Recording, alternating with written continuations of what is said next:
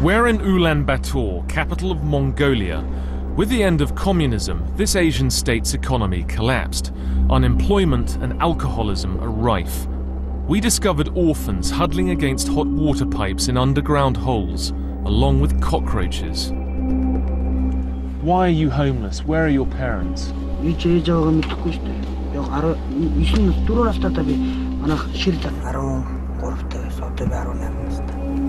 This boy says that he doesn't even know where his parents are. They moved from the countryside when he was only 4 and he got lost on the road.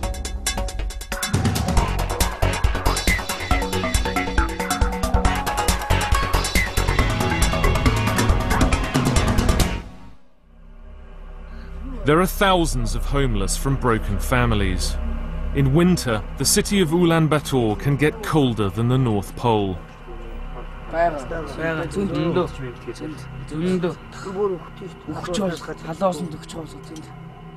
These boys tell me that there have been horrible accidents in the past, sleeping down in these holes up close to the water pipes. And they say that sometimes these junction boxes burst and the homeless people sleeping down here are boiled alive. These lost boys are a symptom of a society in turmoil. Mongolia is struggling to transform itself from a post-communist disaster into a modern economy.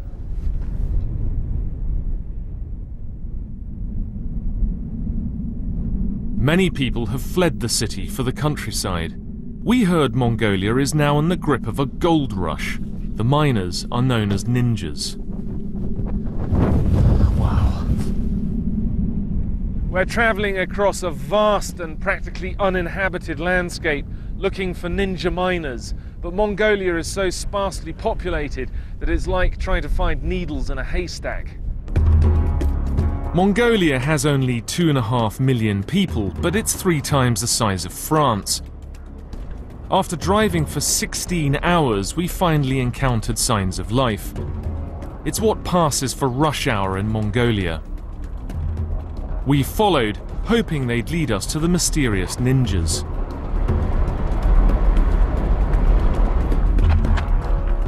I climbed the hill, not knowing what to expect.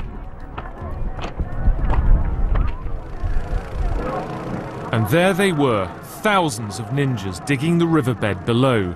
Others hacked away at the hills above. After the emptiness of the steppe, this looked like a refugee camp in a war zone. I'm walking between whole families that have, like traditional nomads, up sticks and come to live here in this devastated valley. And some of them are in traditional gear, but some others look as if they were people who just sort of walked out of a shopping mall. I spoke to a miner named Davdorj. What did you do before you became a ninja miner? He told me he'd been gold mining for 6 months. He used to work for the state. He drove a truck for the water department. And then in the post-Soviet era, everything collapsed and he lost his job. He didn't have any choice but to go into ninja mining because he was too young to get a pension. What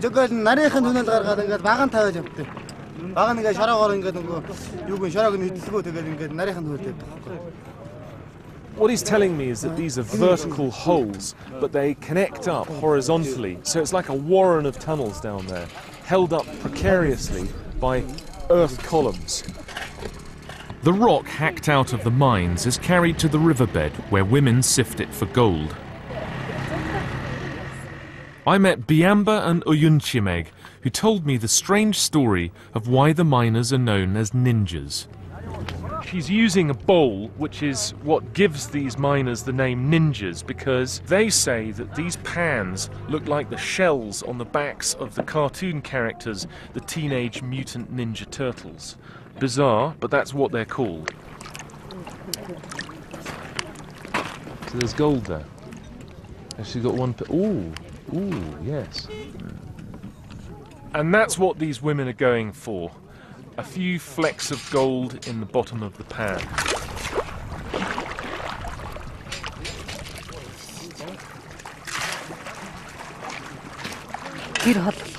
They told me the work was backbreaking and that each day they had to shovel tons of rock.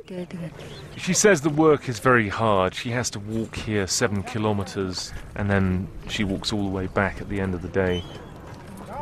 Do you feel that this is a good job, or would you rather be doing something else? She said her options were limited.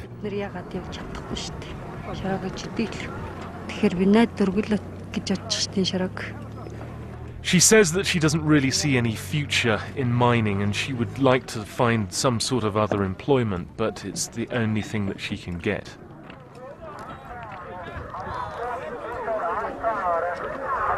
Unlike most people in Mongolia, the Ningja miners have got money to spend, and so there are markets springing up here in the middle of the camp.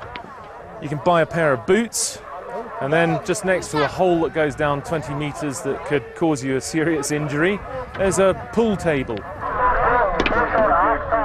On the banks of the Ongin River, I met Davasuran. He's a local livestock herder who's now become an environmentalist. He told me why he was angry about the gold rush.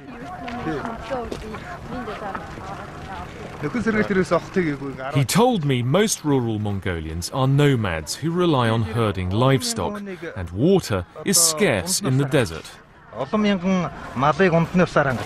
He says that this river used to be 20 meters across, and it used to supply thousands of livestock and people. And now he says there's no river left, and that is what is causing desertification here on the northern edges of the Gobi. What does your movement want to do about this catastrophe?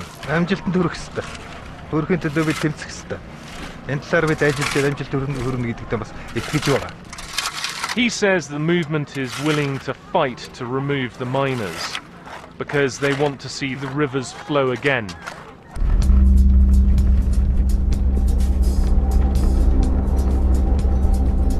For 2 days, we followed what was left of the river downstream.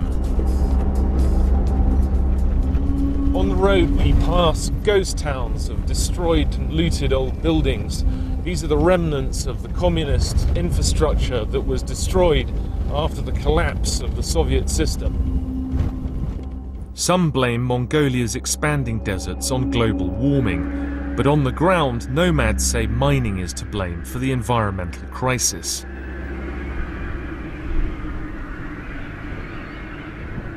It's hard to imagine it, but I'm standing in what the maps say is a permanent river that goes into a lake which is 20 kilometers across. The maps don't refer to reality because both the river and the lake have simply ceased to exist. The only person around was a nomad with a bad hangover.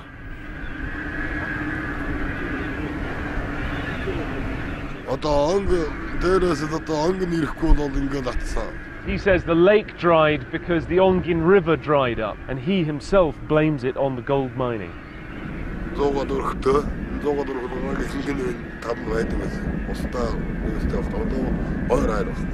When the water was here, there were about 100 families camped around the lake.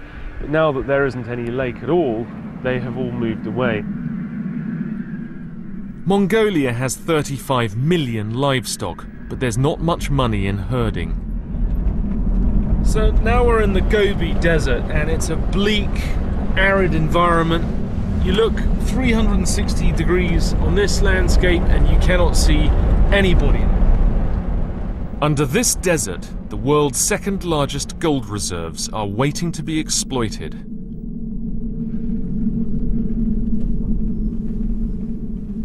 We've been driving across the Gobi Desert all day, and we've stopped at a gur tent. And the rules of hospitality in Mongolia are that people will take you in wherever you pitch up.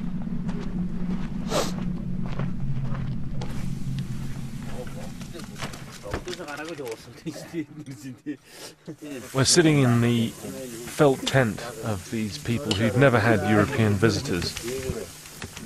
They were living a traditional way of life that has scarcely changed in generations.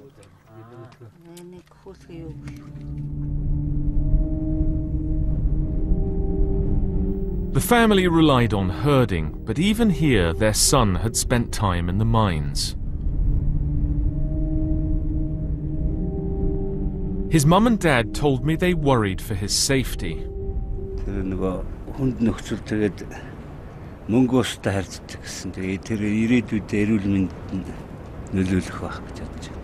Both his parents want him to stay here herding animals and not go back to ninja mining.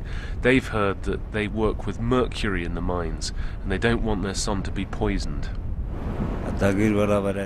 They wanted to set him up with his own livestock so that he could become independent and get married. Ninja mining is seen as a new activity that is destroying tradition.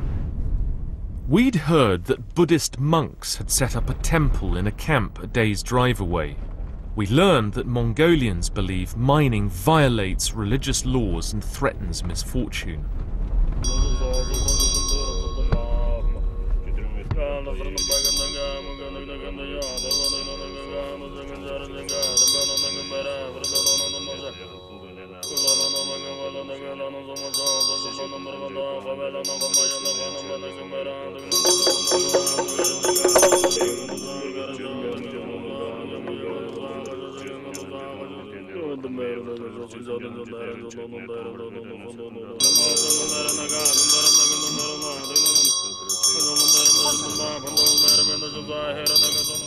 How do you feel spiritually about mining?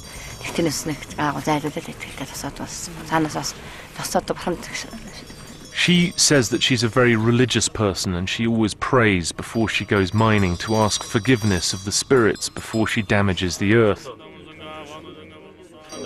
She was a widow and also a university graduate, but she lost her job working for the state after communism collapsed.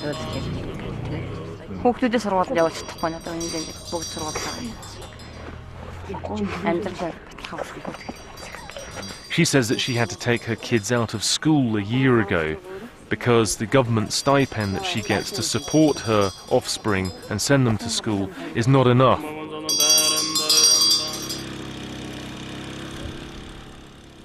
The senior monk Batbold understood that despite their spiritual fears, the family had no choice but to continue mining.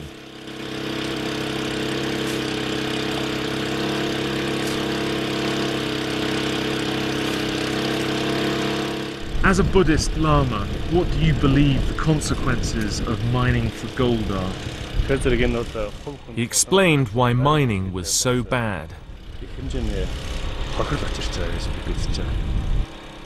He says that since ancient times the Mongolians avoided gold mining because the earth was sacred, that Mongolia has had a catastrophic break with tradition that is having huge environmental and spiritual consequences. Batbold explained the ninja's dilemma.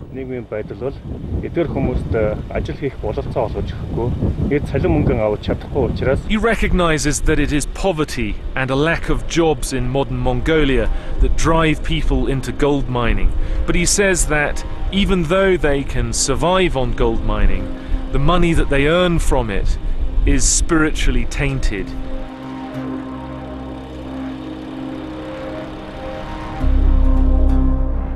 The monks took us to the nearest town, where we visited the rundown hospital.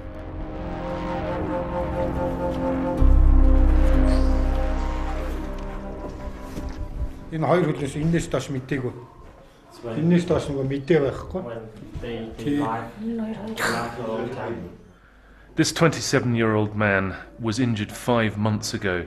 He's paralyzed below the waist and he's got terrible bed sores. How did you have your accident? He gambled his life because he was so poor. He says he was injured when a mine shaft collapsed on him. He was mining at night at the time. He says because the shaft was so rich in gold that people were trying to crowd down the hole. What did you do before you went into mining?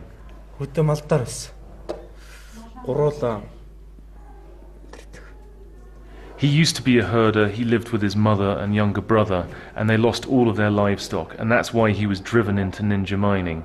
And now he's in a very, very bad way, and he doesn't have a future as a working man. Here, they rely on acupuncture for pain control.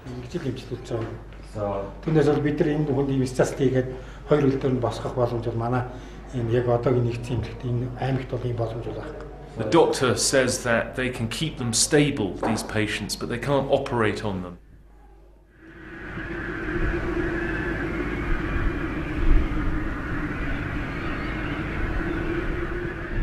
The doctor said miners were frequently killed or injured. We wanted to investigate what sort of risks they were taking. Right, well, we've come into the middle of absolutely nowhere. Finding ninja miners out in the desert is a game of chance. But we've come across a very small group of them.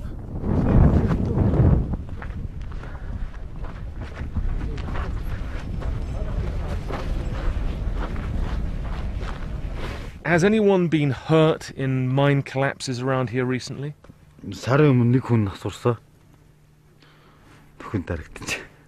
About a month ago, a mine shaft just like this collapsed. One person was killed and 3 were injured. One man in your team can make about how much money per day?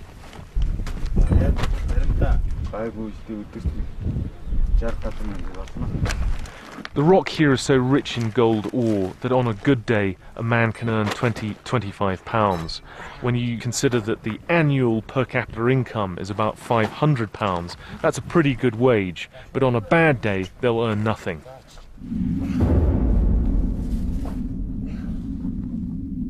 Right, there's a lot of dust. All of these diggers are teenagers. They should probably be at school, but instead they're digging down in this cold earth. There are rock falls all the time.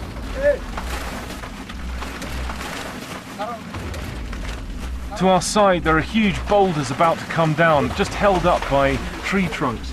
And further down here there's a very narrow passage where these teenage boys are digging. And they're going for a seam of gold about 10 meters down the tunnel in this freezing rock.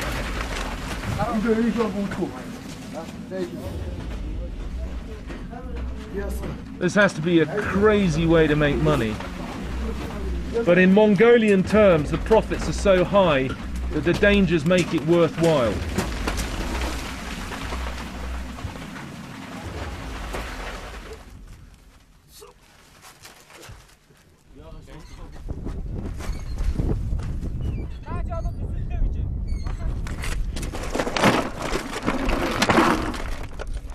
As you sift through these rocks, every now and again you pick out a little glinting star of gold. But these rocks also contain copper and sometimes silver. One day Mongolia could be rich, and it depends on how well the industry is managed by the government and what impact it has on the environment. The rocks are taken away for crushing. The miners told me they used highly toxic mercury to extract the gold. Right. So he's just showing us the process of how this works.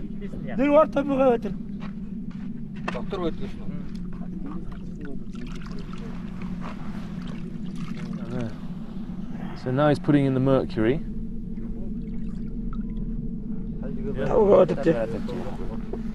So anything that's metal like gold will stick to the blob of mercury.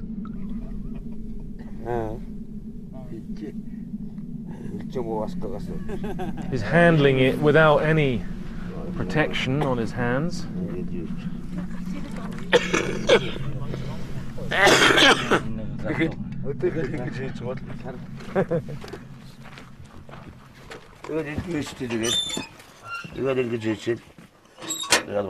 And the pan goes into the oven and the mercury evaporates, leaving pure gold, and there's mercury vapor going up into the tent and into the area where they're serving supper and tea.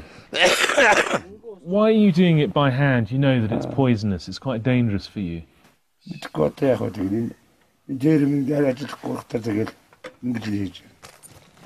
He shrugged off the dangers. It used to be a functioning mill, but the ninja miners are illegal and the government came along and shut it down. And that's why he has to handle the mercury, because he's now doing it on a much smaller scale. There are over 100,000 ninjas, and traditionally the land they mine is communally owned. But now the government is evicting them and selling off concessions to big companies. We've been driving through this pristine steppe landscape, and we know that we've arrived in a mining area because there's piles of rubbish, shacks, slag heaps, general pollution, and we're looking for a big Mongolian company that has allowed us access.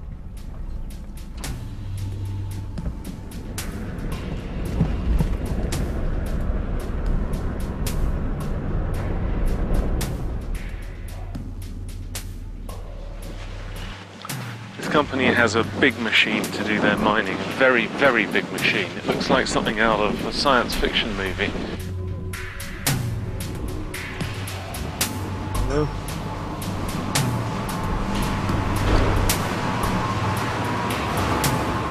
The operations manager, Karolsaran, told me they process 5,000 tons of ore every day. Yes, you can see it, yeah. You can see the gold dust collecting, quite a lot of it. There's even a large nugget there. How long do you think that Mongolia's gold reserves will last?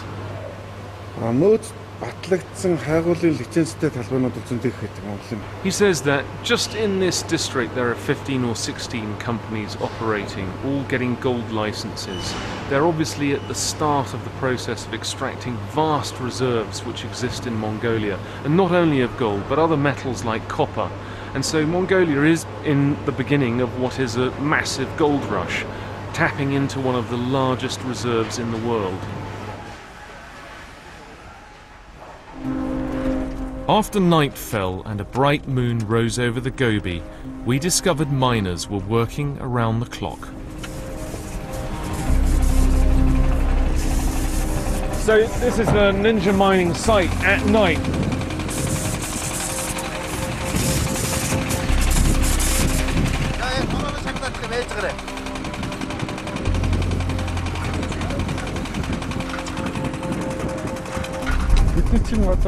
I spoke to their boss, Dashku, who explained they were in a race against time. They're trying to extract as much gold as possible before the government gives the concession to a big mining company from Canada.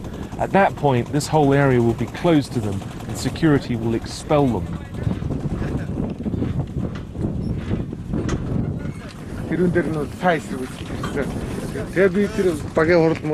He told me that tensions were running high.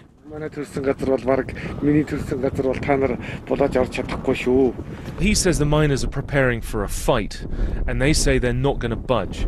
He says that he was born in this area. In fact, he was born in a tent in this area, not in a hospital. It's his land. He doesn't want to go. He feels that he's got a right over this part of the land, and he's looking to the government to sort it out for him that he can stay. Mongolia is a new democracy, but ordinary people believe their rulers are corrupt. The Ninjas told us they feared they would be cut out of the gold bonanza. They believe that instead, politicians and foreigners will end up hogging the profits.